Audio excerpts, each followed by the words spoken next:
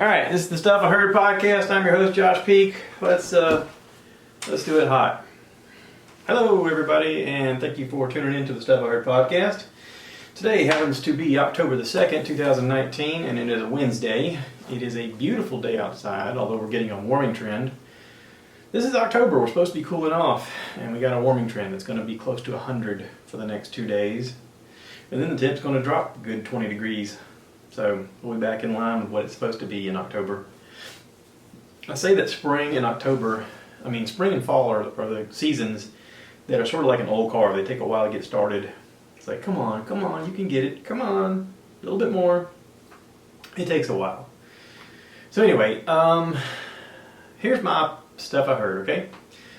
So Saturday, I did a podcast in the morning, and then in the evening, I turned the mics over. If you guys listened, I turned the mics over to my wife and her friends, and they did a podcast. My wife Dolores and her friends Cheryl and Lori did a podcast about, being women of an age where their kids are grown and they're, starting to live their own life and do the things they want to do now that they're empty nesters, and how they met at the gym and how they're, staying committed to working out and the benefits they're getting from it and the challenges that they have and I kind of set everything up, showed Dolores real quickly what to do, and walked away. We had Lori and her husband Danny over and Cheryl over for dinner. After we eat dinner, I hooked up the TV on the back porch, and we were able to watch some football. Danny and Lori are big Ohio State fans, so we turned the game on out there, and we watched Ohio State beat up on some poor team that barely had a chance. Like a babe in the woods, just, oh no, here it comes, and then they got clobbered. So anyway, we did that, the girls did this, and at the end of the day, they come outside, and they were all excited. They were like, oh, it went well. I was like, really? My wife she did well. She asked me the next day, have you listened to it? And I was like, no. And then the next day, have you listened to it? No. So I listened to it, okay? I got off work Monday, and had a little bit of time, so I went ahead and played it, and I listened to it. And I thought she did a great job of being a hostess, whatever you want to call it, a podcaster. I could see that they were getting comfortable. They were nervous, of course, about being on it for the first time. They didn't know really what to expect or anything like that, but I think they did a good job. I think that there is a niche for that audience and for that conversation to happen, and it was nice to be able to facilitate that and to allow them that space. So, good on them. That's really awesome. I would like to be able to help them do more of them in the future. I think that it could be a good thing. I really do. So I've been doing and watching and listening to a lot of content in the last few days since the podcast, okay? So I did the podcast in the morning, and then I spent the day listening to things. I listened to a bunch of Michael Rosenbaum, Inside of You. Michael Rosenbaum, if you guys don't know, played Lex Luthor on Smallville. He's done a lot of movies, a lot of TV. Anyway, he did a lot of good podcasts in a row, and I had gotten behind, but I wanted to listen, so I was like, all right, let me deep dive here and just get into it, because if I don't, I'm going to be kicking myself in the tail for not, because so far, everything he's done, I've enjoyed. He just has a way of interviewing people that's very enjoyable. So I looked at my list here, and right away when I was scanning things I wanted to listen to him talk to people about, the ones that jumped out at me was episode 73, came out on August 27th with Ralph Macchio, The Karate Kid. How about that? Cobra Kai, and apparently he's on a show called The Deuce. I wanted to hear that. I also wanted to hear Jamie King. She's on Sin City and Black Summer. I talked about watching Black Summer on Netflix and how interesting it was, like a zombie show where you as soon as you get into somebody, they're gone. It was pretty devastating. And then I noticed some characters that I didn't quite know, but looking at their information, I kind of figured it out. Like episode 77, Amanda Crew. It says Silicon Valley, tone deaf, haunting in Connecticut.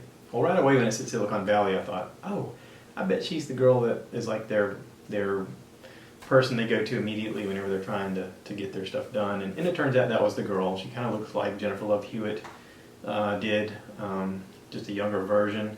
Very nice lady, very interesting to listen to. I noticed right away Sean Gunn was episode 75. Sean Gunn is, his brother is Tim Gunn. Is it Tim Gunn? James Gunn. James Gunn.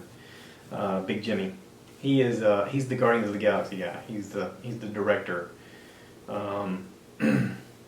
Anyway, Sean is also, I guess, has a reoccurring thing on Gilmore Girls, and Sean put on the funky suit to play Rocket on Guardians of the Galaxy. He also has a minor role as another character on the show, but he is the animation part of it that they used. He crawled around on his hands and knees and kind of did the stuff for the actors to look at whenever they were doing their stuff. Anyway, it's an interesting podcast, lots of interesting ones in a row. Matthew Lillard, he played Shaggy on Scooby-Doo. He was also in Scream. He was the guy with the exaggerated face. He's very interesting as well. He's older, of course, now. But the main one that jumped at me right away was Andie MacDowell, episode 74. She was the love interest in a lot of stuff that I watched growing up. Groundhog Day, 4 Weddings, and a Funeral. And she's recently in a new movie that's coming out, Ready or Not. I guess it's already come out. Now, Andie MacDowell, is from South Carolina. And, when I was a younger man and watching stuff with her in it, she had one of those adorable faces that you couldn't help but care for, and you're like, oh, she seems so cute, and she just had one of those girl next door, love interest kind of faces, and she was a delight to listen to. Very humbling, very humble in her own regard. She talks about a lot of her own problems that she's been through and her fears and whatnot, and that's one of the things that Mike Rosenbaum seems to do, is he's able to talk to people and get them to come out of their own insecurities by openly talking about his own. His own demons that he's fighting with, and the things that he kind of, has to navigate as he gets older and seek counseling for and stuff like that. And he's inviting people over that are friends and friendly, and by being vulnerable, he allows them to be vulnerable, and also talk about the fact that, I also deal with depression, and I also deal with anxiety and all of the things that everybody else does. It's just it looks all flashy and perfect on screen, but it's not. So anyway, go check out Inside of You with Michael Rosenbaum. I think you'll enjoy it. I also listened to, hang on, let me find it.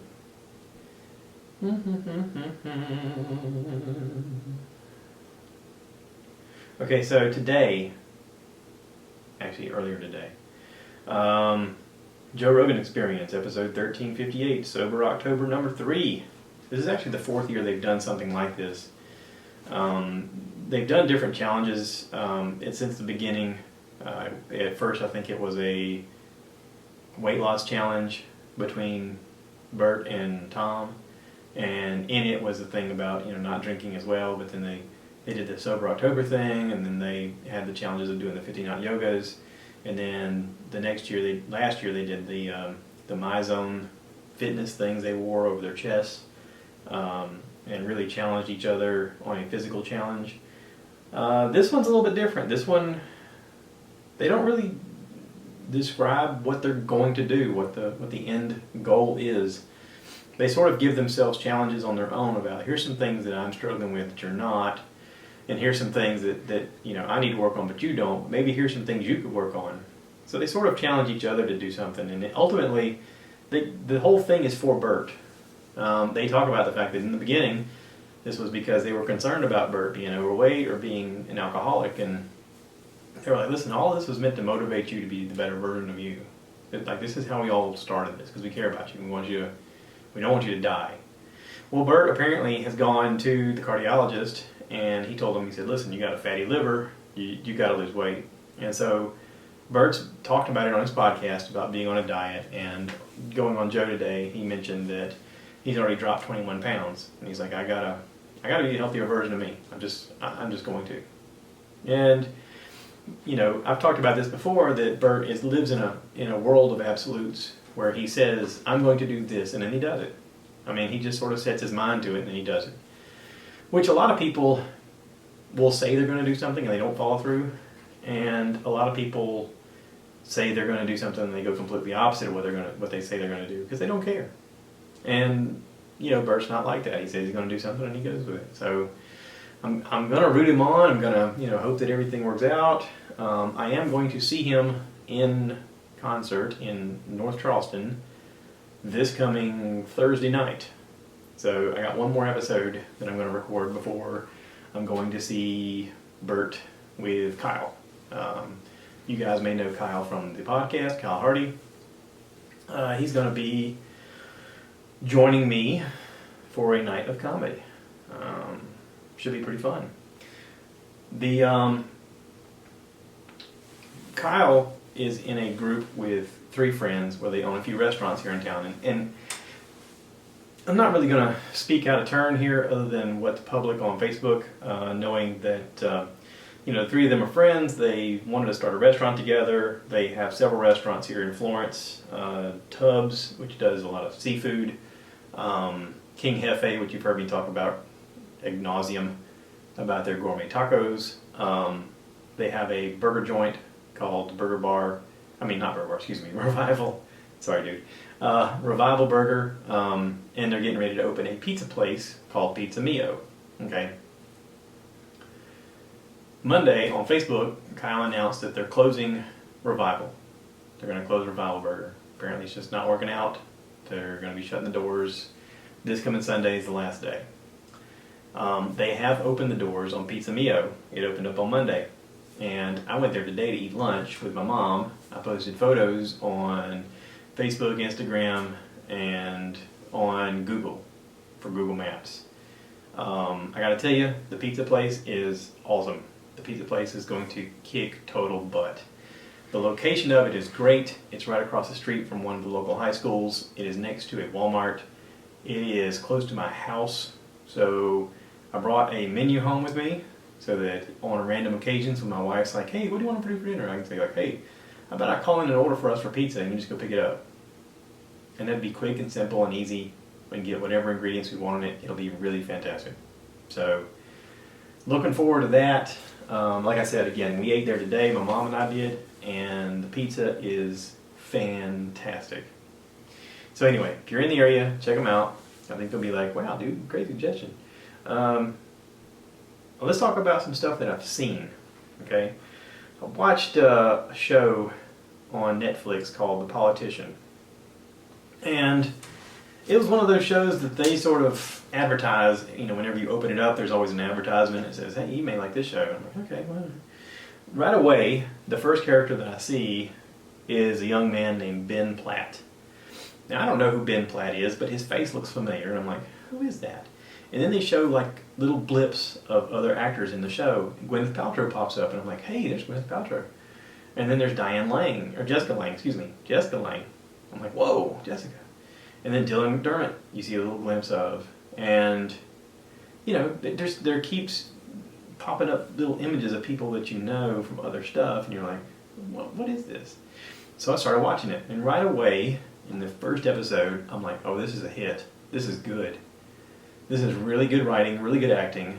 I can tell you that if you're uncomfortable with people being gay, you're not going to enjoy the show because there is a couple of gay relationships in this. But it is the climate of what is going on today. Okay? It's sort of to me it is a viewpoint of a guy who's extremely motivated, who wants to become school president because he has aspirations to go on to Harvard and to one day become president of the United States. And he feels that if he doesn't win the election as school president, then it's not going to happen. So he's really gunning hard to be president of his student body at his high school. Now, this is of course a make-believe scenario where he has adoptive parents, and apparently they're very, very wealthy. They live in a community where a lot of people are very, very wealthy. So right away in the opening scene, he's driving an Alfa Romeo, very vintage, very expensive Alfa Romeo. It's no big deal for them to talk about spending a bunch of money, which has nothing to do with my life or anything like that. But all that aside, ultimately it's about ambition. It's about how ambition can drive us to do terrible things to one another. It's about drive and what you will do in the moments when you need to motivate, when you need to overcome something. And then there's a heart to it also. There's a love there. There's a kindness between the main character and his adoptive mother, Gwyneth Paltrow, or between him and a love interest, a young man about his age, or him and a young woman about his age.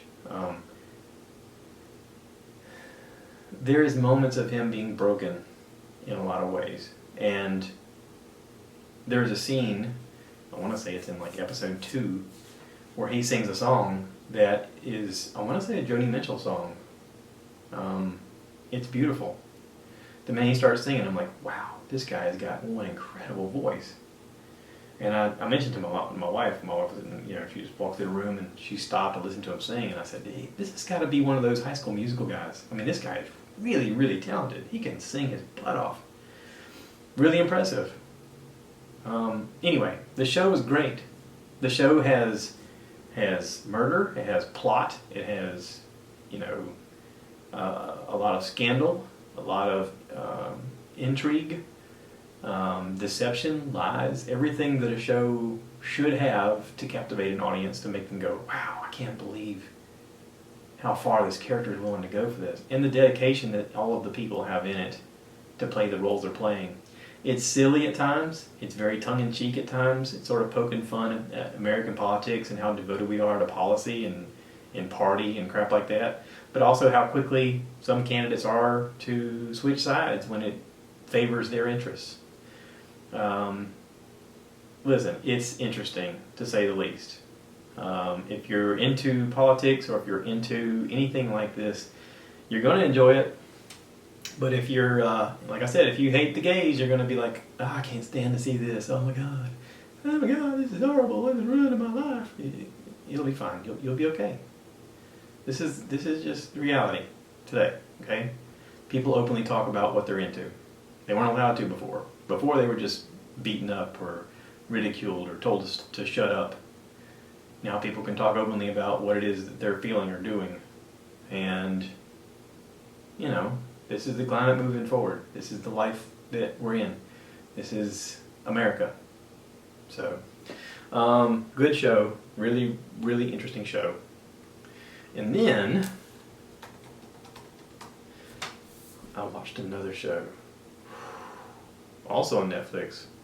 Unbelievable is the show. I hit the wrong button. I'm trying to bring up the picture of the cast.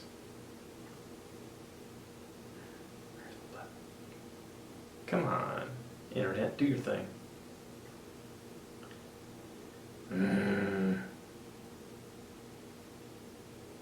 It only gives me 4 names. Why is it only giving me 4 names? What a bunch of hooey. Full cast and crew, is this it? Well, that's very tiny. I can't even read that. Sometimes the internet just makes me crazy. That's a little better. Okay. So right away, I had heard about this show.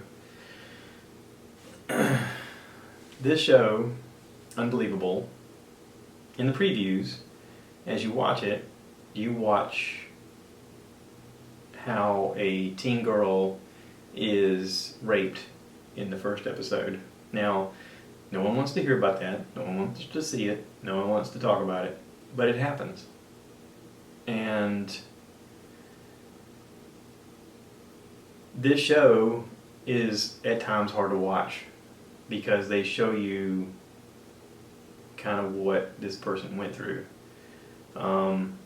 It's a dramatization of a real thing that happened.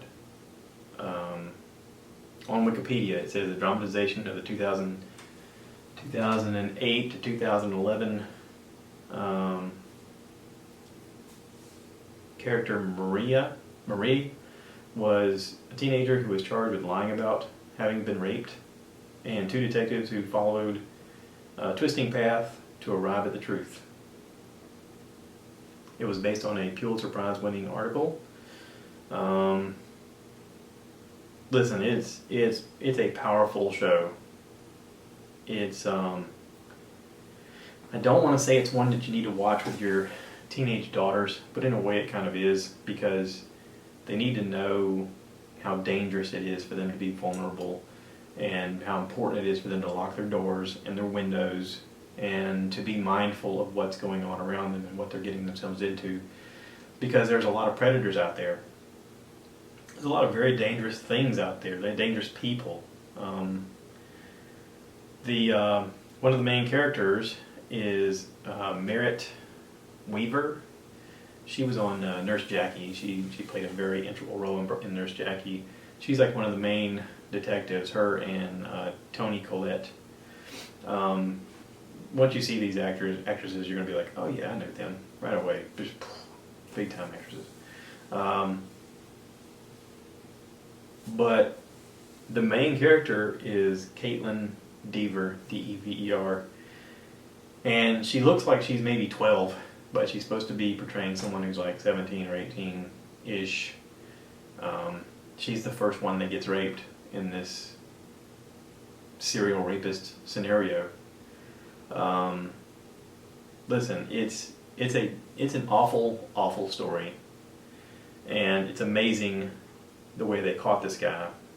And you know, the funny part is once they catch once they catch the guy, like, he apparently talks to the police and says, hey, here's some things you should know, by the way, that you should be able to catch me before I get to this level, because I made a mess of the first time, and you should have caught me right away. I was expecting the first day to be caught, and when I did get caught, I thought, well, I can really get away with this. And so I kept doing it, and if you hadn't caught me, I'd have keep doing it, because nothing seemed to be able to stop me. They catch this guy, and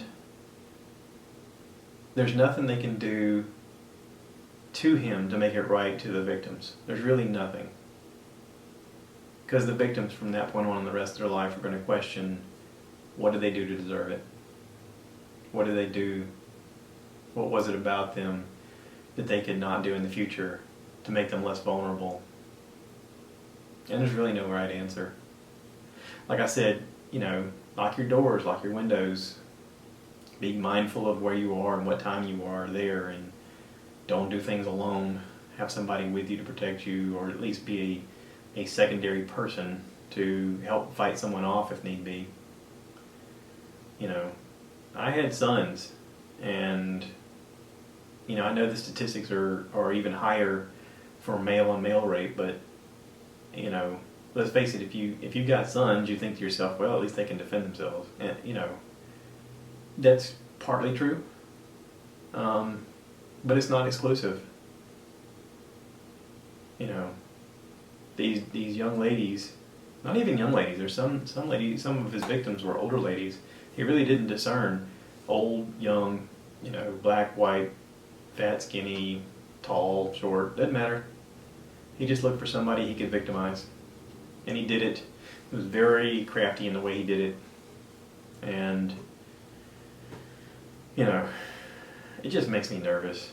It makes me nervous for all the women I know in my life, for my sister, for my nieces, for my mom, for, you know, everybody that I know that could be a victim. I mean, geez, it was eye-opening. I had seen it advertised, and I told myself I was not going to watch it at night, because you know, there's some things you just don't want in your brain, especially right before you go to bed, because it's going to make your brain race, and you're going to lay there at night with your eyes wide open going, geez, I can't believe all this, you know. But I felt like if I watched it during the day, it was okay. So I actually watched these during the day, and was able to sleep with no problem, because I would watch something silly at night before I go to bed. So anyway, good show, terrible premise. I mean, listen, I realize that there's some stories that need to be told, and it's good that certain people are taking it on, and I thought they did ultimately a good job of portraying what really happened. You know, this first lady was victimized in Washington State, and the police officers who investigated it really did a terrible job of collecting evidence. They did a terrible job of handling the situation with the young lady. Even the medical examiners were really awful to this girl when they were taking samples and trying to get, you know, pictures and swabs and stuff like that. They were really awful to her. And they basically bullied her into saying that she ultimately wasn't raped just because she wanted it to go away. She was tired of talking about it, and they kept pushing the issue of the fact that, you know, we can't keep pursuing this because there's no evidence. And when in reality, he talks about when they catch him, he's like, I left all kinds of evidence, and they didn't catch any of it. I left hair, I left DNA, I left fluids, I left all kinds of stuff. And these police officers just screwed up. And then when they had her in custody asking her questions, they bullied her to the point that she finally, you know, said, okay, well, maybe I made it all up. Just because she wanted it to be over. And I kept watching it thinking, well, of course, if you were in this, why would you even want to admit it if they're going to treat you this terribly? And how much of this has gone on over the years? I mean, it's just awful. There is a good ending. You know, if you get to watching it and and like me, you're feeling really awful for this girl, there is a good ending at the end for her. And I don't know if it's truth. I don't know if they... Listen, it's a dramatization. I don't know if they made the last part up to make it with a nice bow on it. But the ending did make me feel better. So, anyway, it comes recommended. So, what else? I don't know. I got a lot of things going on. I got to meet with a guy named Danny on Sunday, and he may be on the podcast soon. He came over on Sunday. We talked about the podcast. We talked about creating. We talked about possibly doing something together. And more than anything, we sort of inspired each other to do something different than what we're doing. We kind of wanted to bounce ideas off of each other about content. He is starting a YouTube channel, and he's starting he has an Instagram page, but he's into leatherworking and woodworking, and he wants to get into blacksmithing, and he's a content creator at heart. He's working on creating a video game. He's doing a lot of different things, and I think he's at the very beginnings of blowing up in a very interesting way, and I want to have him on here to share his journey and let him talk about it on his own terms, and hopefully have some content that once I send you guys to him, you'll be like, holy crap, you know, this guy's interesting. So be prepared for that. That's coming. And that's it. I'm going to wrap this up. Today is my day off, and I'm trying to take it easy. Again, thank you for everybody who is listening and watching and being a part of this, and appreciate every one of you. If you guys are going to the Bert Kreischer show in North Charleston, let me know. I'd love to hang out with you, maybe have a beer. I've also recently got plans to go see Joey Diaz in Atlanta at the Tabernacle January 25th. Me and a few friends and my brother are going, and that will be a good time. If you're going to that, let me know. Love to see you there too. Alright, that's it. Y'all take care of one another. Thanks for listening. Please rate, review, subscribe, and share with your friends. And cue the cow.